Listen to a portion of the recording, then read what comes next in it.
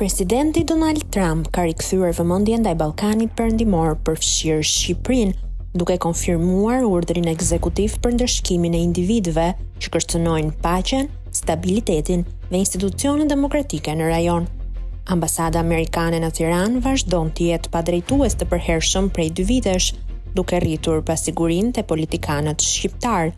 Shqipëria u përfshi në këtë urdhër për herë të parë në vitin 2021, gjatë presidencës Biden, pas shpalljes non grata të Sali Berishës. Në janar 2025, Biden përforcoi masat me bllokim pasurish në SBA për zyrtarë të korruptuar nga Ballkani. Trump nuk i ndryshoi këto masa dhe i la në fuqi, duke sinjalizuar vazhdimësi në politikën amerikane ndaj rajonit. Ky vendim është një goditje për Sali Berishën dhe mbështetësit e tij, që shpresonin në një ndryshim me rikthimin e Trump. Masat e ngjashme mund të prekin edhe zyrtar të mazhorancës, edhe pse deri tani vetëm Vangjush Dako është sanksionuar. Por kush sanksionohet?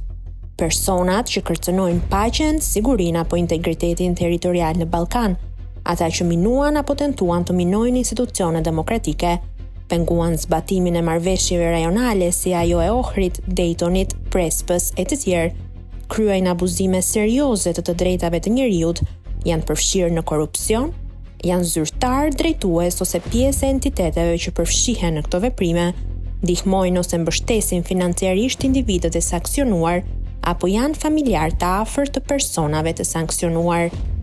Masat përfshin bllokim pronash dhe pasurish në SBA, ndalim udhtimi hyrjeje, ndalimi çdo transaksioni që tenton të shmangë dëshkimet, gjithashtu nuk lejohet dhënia e donacioneve për personat e sanksionuar.